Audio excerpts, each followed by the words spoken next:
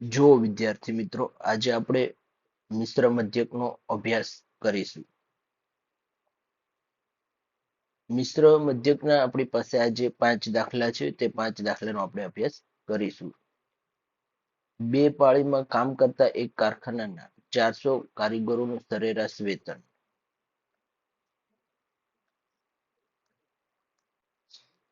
જો બે પાળીમાં કામ કરતા એક કારખાનાના 400 કારીગરોનું સરેરાશ વેતન ₹284 છે.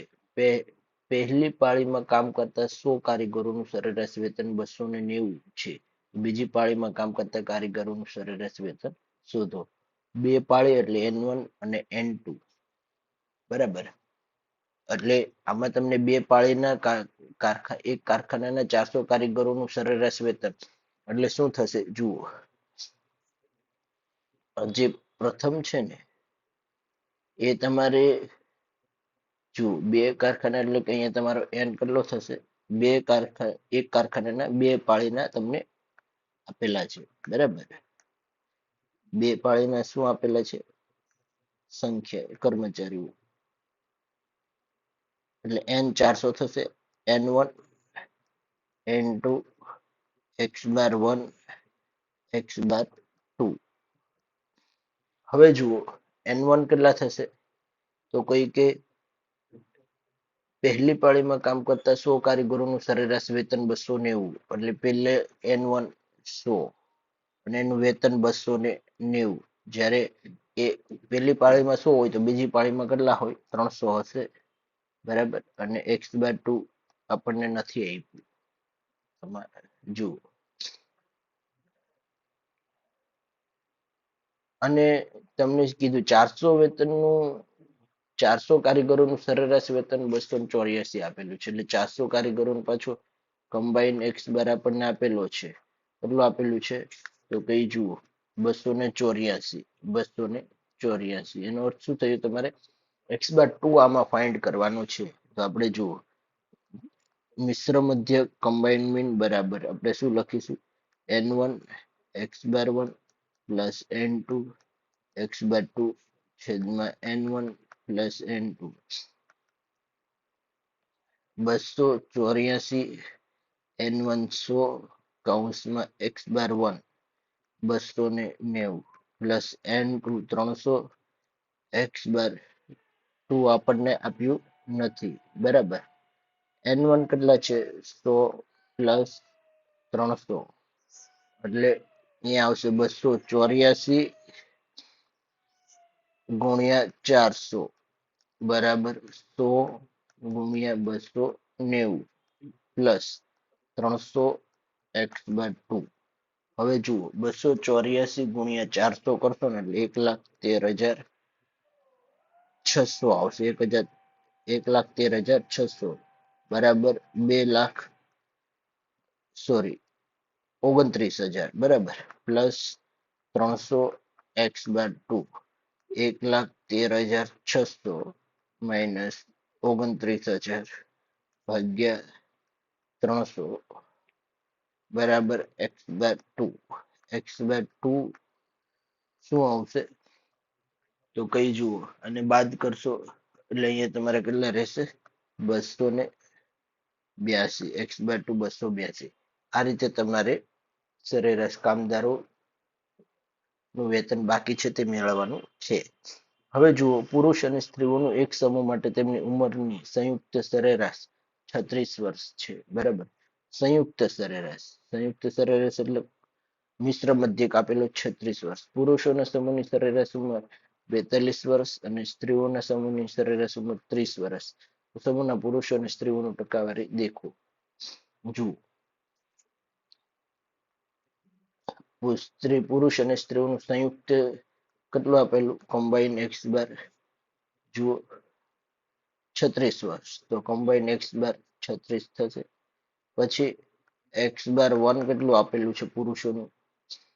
તે કઈ જો પુરુષોના સમૂહનું સરેરાશ 42 અને સ્ત્રીઓનું 30 એટલે એક્સ બાર 1 42 એક્સ બાર 2 સરેરાશ ઉંમર કીધું છે સ્ત્રીઓની હવે આપણે એમાં ફાઇન્ડ શું કરવાનું છે, કેટલી સંખ્યા છે, કેટલા ટકામાં સંખ્યા છે, એટલે N1 N2 ટકાવારી પ્રમાણમાં આપણે ફાઇન્ડ કરવાનું છે. બરાબર, સંખ્યામાં નહીં, પ્રમાણમાં, ટકાવારીમાં. બરાબર, તો જુઓ આમાં શું લખીશું, કમ્બાઈન એક્સ બાર બરાબર N1 x બાર 1 પ્લસ N2 x બાર 2 N1 N2 શું આવશે, અહીંયા 36 બરાબર N1 આપણી પાસે નથી, x બાર 1 42 પ્લસ N2 N2 અને x બાર 2 30. N1 કેટલા છે, N1 આપણી પાસે નથી, પ્લસ N2. હવે આ બાજુ જશે એટલે શું, 36 N1 પ્લસ 36 N2 બરાબર 42 N1 પ્લસ 30 N2. બરાબર, બંનેને પેલી સાઈડ લઈ ગયા એટલે ભાગાકારમાંથી ગુણાકારમાં, અને બંને સાથે ગુણાકાર થયો. હવે શું આવશે તો કઈ જુઓ, આ સાઈડ તમારે 36 N2 માઇનસ 30 છે, આ બાજુ આવશે એટલે માઇનસ 30 N2 બરાબર 42 N1 માઇનસ 36 N1. હવે અહીંયા શું આવશે, 6 N2 આવશે, 36 માંથી 30 જશે તો 42 માંથી 36 જશે તો N1 આવશે. બરાબર, હવે જુઓ તો કઈ કે N1 ના છેદમાં N2 તો 6 ના છેદમાં 6, એનો અર્થ શું થયો તો કઈ કે પુરુષ અને સ્ત્રીઓનું પ્રમાણ, પુરુષો અને સ્ત્રીઓનું પ્રમાણ કેટલું છે, પુરુષો અને સ્ત્રીઓનું પ્રમાણ 6:6 બરાબર 12. એટલે શું આવશે, પુરુષોની ટકાવારી કેટલી આવશે, 6 ગુણ્યા 12, ટકાવારી છે એટલે 100, એટલે કે અહીંયા આવશે 50%. 6/12 ગુણ્યા 100, સ્ત્રીઓની ટકાવારી 6/12 ગુણ્યા 100 એટલે 50%. બંનેની સ્ત્રી પુરુષનું ટકાવારી કેટલી થઈ, 50-50% થાય છે. બરાબર, હવે એ જ રીતે તમારે આગળ દાખલો આપણે જોઈએ, નંબર 3. આ પણ દાખલો ખાસ ધ્યાન રાખવા જેવો છે. ક્વેશ્ચન નંબર 3, સમૂહ A નો મધ્યક x બાર 1 સમૂહ B ના મધ્યક x બાર કરતા 4 ગણો છે.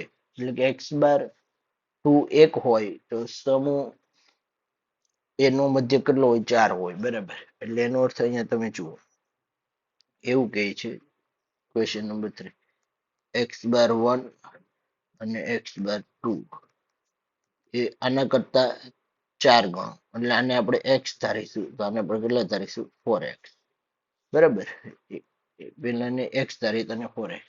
હવે જુઓ ત્યાર પછી આપણને શું કહે છે, A ના અવલોકનોની સંખ્યા N1 B ના અવલોકનોની સંખ્યા N2 ના 7મા ભાગની છે. એટલે કે N2 1 હોય તો એ પેલું કેટલું હોય, N જુઓ અહીંયા N1 બરાબર N2, આ 1 હોય તો આ 7મો ભાગ એટલે 1/7 આવશે. પરંતુ આપણે દાખલાને ઈઝી કરવા માટે આપણે શું કરીએ છીએ તો કઈ કે N2 ને જ આપણે 7 લઈએ છીએ, જેથી કરી આને 1 લઈશું. બરાબર, તો ફાઇન્ડ શું કરવાનું છે તે જુઓ, મિશ્ર મધ્યક x કમ્બાઈન મીન અને બંનેનો સમૂહનો મિશ્ર મધ્યક અને હોય તો કમ્બાઈન મિશ્ર મધ્યક અને x બાર 1 નું પ્રમાણ શોધો. પ્રમાણ શોધવાની વાત કરીએ, પ્રમાણ અને સંખ્યા અલગ અલગ, પેલું રેશિયો થશે ને તમારે ટોટલ નંબર થશે. બરાબર, હવે જુઓ એના માટે આપણે કઈ રીતે ગણતરી કરીશું તો કઈ કે કમ્બાઈન x બાર બરાબર N1 x બાર 1 પ્લસ N2 x બાર 2 N1 પ્લસ N2. હવે કમ્બાઈન x બાર 1 કેટલા આપણને આપેલા છે, નથી આપેલા, તો આ સાઈડ કમ્બાઈન x બાર N1 આપણને 1 આપેલા છે, કાઉન્સમાં 4x x બાર પ્લસ N2 7 અને x, અહીંયા N1 1 પ્લસ 7. આ સાઈડ આવશે એટલે શું આવશે, 8 combine x bar C 4x plus 7x એટલે અહીંયા શું આવશે કમ્બાઈન એક્સ બાર 8 બરાબર 11x. હવે જુઓ આમાં તમારે 8 ના છેદમાં કેટલા આવી જશે 11 અને x ના છેદમાં કેટલા આવી જશે કમ્બાઈન એક્સ એટલે તમારે x ની વેલ્યુ 8 થઈ અને કમ્બાઈન એક્સ બાર સી 11 થયું બરાબર. હવે જુઓ એક્સ બાર 1 ની વેલ્યુ આપણી પાસે કેટલી હતી એક્સ બાર 1 ની વેલ્યુ તો કઈ કે 4x તો આમાં લખવાનું 4x 4 ગુણ્યા x ની વેલ્યુ 8 એટલે કમ્બાઈન એક્સ બાર 1 32 આવશે. આ બંનેની વેલ્યુ આપણે મેળવવાની હતી એટલે કે 11 અને 32 તો આપણને આન્સર આપેલો છે યસ 11 અને 32 આપેલો છે બરાબર એ રીતે. હવે જુઓ ત્યાર પછી આપણે જોઈએ ને તો કઈ કે એક વર્ગના 30 વિદ્યાર્થીઓના આંકડા શાસ્ત્રમાં સરેરાશ ગુણ 52 હતા બરાબર. સરેરાશ ગુણ કેટલા હતા 52 હતા એક વર્ગના 30 વિદ્યાર્થીઓના. પ્રથમ 6 વિદ્યાર્થીઓના ગુણની સરેરાશ 6 અને સરેરાશ 31 પ્રથમ તો બાકીના વિદ્યાર્થીઓના ગુણની સરેરાશ શોધો. જુઓ અહીંયા દાખલો શું કહે છે એ તમે જુઓ નંબર 4 વેલ્યુ ફરીથી વાંચીએ આપણે. જુઓ એક વર્ગના 30 વિદ્યાર્થીઓના 30 વિદ્યાર્થીઓ એક વર્ગના આંકડા શાસ્ત્રના સરેરાશ ગુણ 52 હતા બરાબર. એટલે આખા ક્લાસના 30 વિદ્યાર્થીઓ કહે છે આપણને તો આપણે શું કરવાનું છે જુઓ સૌ પ્રથમ પહેલા 30 વિદ્યાર્થીઓની વાત કરે છે બરાબર. એટલે આમાં તમારે સૌ પ્રથમ પહેલા 30 વિદ્યાર્થીઓની વાત કરેલી છે તો શું કરવાનું x bar combine x bar કેટલો થશે તો કઈ કે 30 વિદ્યાર્થીઓ છે તો n બરાબર 30 વિદ્યાર્થીઓ અને કમ્બાઈન એક્સ બાર 52 એનો સરેરાશ માર્ક્સ 52. હવે શું કીધું એમાંથી 6 વિદ્યાર્થીઓ એટલે n1 6 વિદ્યાર્થીઓ લીધા બરાબર અને એક્સ બાર 1 એની સરેરાશ 31 થાય છે. અહીંયા મેળવવાનું શું n2 24 વિદ્યાર્થીઓના માર્ક્સ મેળવવાના એક્સ બાર 2 એક્સ બાર 2 માં આપણે શું આવશે જુઓ એક્સ બાર અહીંયા આપણે એક્સ બાર 2 ફાઇન્ડ કરવાનું છે બરાબર. એમાં આ રીતે આપણે એક્સ બાર 2 ફાઇન્ડ કરવાનું છે. તો આપણે કઈ રીતે ફાઇન્ડ કરીશું બે રીતે આમાં ગણતરી થશે. તમે આપણે આને બીજી રીતે પણ ગણતરી કરી શકીએ અને પેલી રીતે પણ ગણતરી અલગ અલગ રીતે ગણતરી કરી શકીએ છીએ બરાબર. જુઓ આપણે આગળ જોતા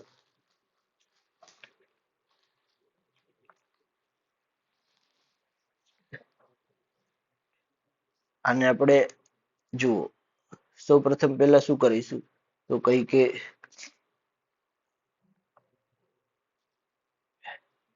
એક્સ બાર બરાબર સિગ્મા એક્સ ના છેદમાં n. એક્સ બાર કેટલા આપેલા છે તો કોઈ એક્સ બાર આપણને 52 આપેલા છે n 30 આપેલા છે અને સિગ્મા એક્સ કેટલા આપેલા છે તે જુઓ એટલે 52 ગુણ્યા 30 બરાબર સિગ્મા એક્સ. સિગ્મા એક્સ આપણી પાસે કેટલા છે 1560 બરાબર. હવે આ જુઓ એક્સ બાર 1 સિગ્મા x1 અને n1 એક્સ બાર 1 31 બરાબર સિગ્મા x1 n1 6 31 ગુણ્યા 6 સિગ્મા x1 31 ગુણ્યા 6 186 બરાબર સિગ્મા x1 બરાબર. આટલું આવી ગયું. હવે આપણે શું મેળવવાનું છે તો કઈ કે સિગ્મા x2 બરાબર શું કરવાનું sigma x minus sigma x1 બાદ કરી દેવાનું. સિગ્મા x1 કેટલું 1560 માઇનસ 186 સિગ્મા x2 બરાબર 1560 માઇનસ 186 1560 માઇનસ 186 1374 આ રીતે આવશે બરાબર. હવે જુઓ તમારે આ રીતે આવ્યું એટલે N2 કેટલા છે? N2 આપણે 24. તો આમાં તમારે શું લખવાનું? x બાર 2 બરાબર સિગ્મા x2 છેદમાં N2 13 છેદમાં N2 24 ભાગ્યા 24 એટલે 13 × 74 24 લખશો એટલે 57.24 આ x બાર 2 આવી ગયો તમારે. 4 દાખલા આ રીતે આવ્યા. હવે જુઓ ક્વેશ્ચન નંબર 5. કારખાનાના એમાં કારીગરોનું સરેરાશ વેતન 3000 છે. બરાબર. કારખાના એમાં કારીગરોનું સરેરાશ વેતન 3000 છે. જ્યારે કારખાના બી માં સરેરાશ વેતન 3500 છે. બંનેનું કારખાનાનું કારીગરોનું સંયુક્ત વેતન 3150 છે. તો કારખાના એ અને કારખાના બી ના કારીગરોનું પ્રમાણ શોધો. બરાબર. માં જુઓ ક્વેશ્ચન નંબર 5. પેલા કારખાના એનું સરેરાશ વેતન શું હતું? જો કારખાના એનું 3000 અને કારખાના બી નું શું હતું? 3500 અને કારખાના કમ્બાઈન નું શું હતું? 3150. હવે બંનેનું પ્રમાણ મેળવવાનું છે એટલે બીજા દાખલો આપણે જે રીતે પ્રમાણ ગણેલું ને એ રીતે જ ગણવાનું છે. એટલે શું આવશે તમે એ જુઓ. કમ્બાઈન x બાર બરાબર x બાર 1 n1 પ્લસ x બાર 2 n2 n1 પ્લસ n2 શું આવશે? તો 3150 બરાબર x 3000 n 1 પ્લસ 3500 n2 અહીંયા આવશે n1 પ્લસ n2 અહીંયા આવશે 3150 n1 plus 3150 n2 3000 n1 plus 3500 n2. હવે જુઓ તમે 3150 n1 માઇનસ 3000 n1 બરાબર 3500 n2 માઇનસ 3150 n2 બાદ કરો. બંનેને બાદ કરશો એટલે શું આવશે? 150 n1 અને આમાંથી તમારે શું આવશે? 350 n2 એટલે કે n1 ના છેદમાં n2 350 ના છેદમાં 150 કેન્સલ n1 અને n2 7 ના છેદમાં 3 એટલે આ રીતે તમારું પ્રમાણ આવશે n1 જેમ n2 બરાબર 7/3. આ રીતે તમારે પાંચમા દાખલાનો આન્સર આવશે 7/3. જુઓ સંયુક્ત પ્રમાણ શું આવશે? 7/3. તો આ આપણે મિશ્ર મધ્યકના દાખલાની ગણતરી કરી. હવે પછીના લેક્ચરમાં આપણે બીજા દાખલાનો અભ્યાસ કરીશું.